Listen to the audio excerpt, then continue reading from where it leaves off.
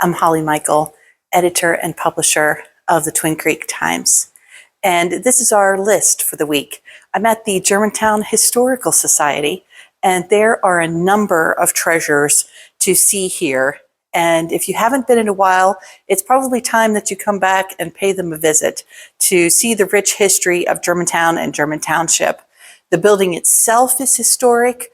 We're in what was the Germantown Library, which was built with a grant from Andrew Carnegie, who was a very wealthy individual who gave money nationwide to build libraries in small towns like Germantown. There are lots of things here, and to me they fall into categories.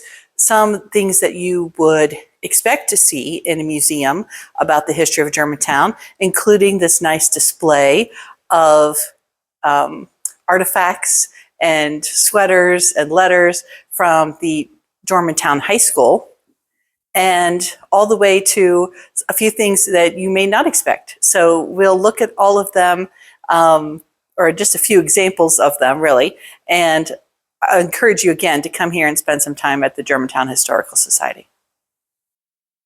Another item that you definitely should plan to check out, and not too unexpected to see in a History of Germantown museum, is the Germantown Covered Bridge, which dates to 1870. And the bridge has had a long history, that some of which I've covered in the past in the Twin Creek Times. It was moved from its original location. It's been damaged. It completely collapsed in the 1980s, and they weren't sure it would survive, but it has proven to be as resilient as the people of Germantown, who have continued to support it and build it. As I looked around the Historical Society for interesting items to share in this list, I was struck by the fact that the Germantown Historical Society has one of the symbolic Olympic torches that is carried across the nation that hosts the Olympics.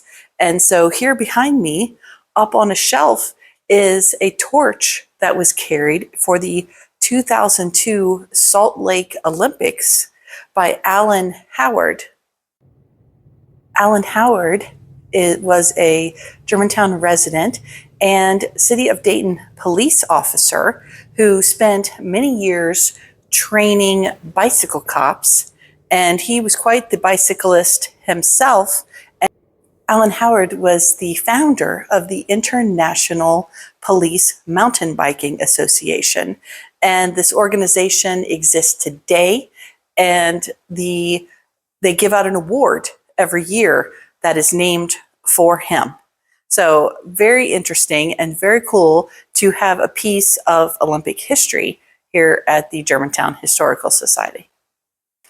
Another fascinating find at the Historical Society was information about Paula Lind, who moved to New York City from German Township and was a model, an actress, a dancer, but then also an airplane pilot who trained pilots during World War II, and eventually moved back to German Township and lived out her life and lived here until the 1980s to care for her aging parents and then to live out her retirement.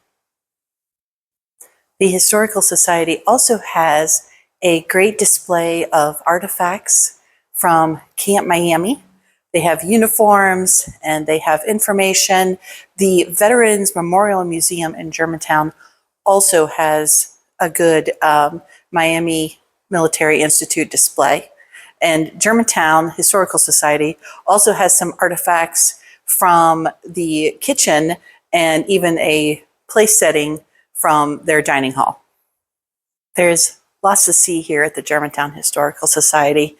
And as I've mentioned, please plan to come and take a visit. Individual memberships are as low as $10 to support this organization that's doing so much to preserve our history. And if you come, there's even a gift shelf, maybe not a gift shop, but a gift shelf. And there's really some cool things that you can get here, especially some new things that talk about the history of bourbon making in Germantown.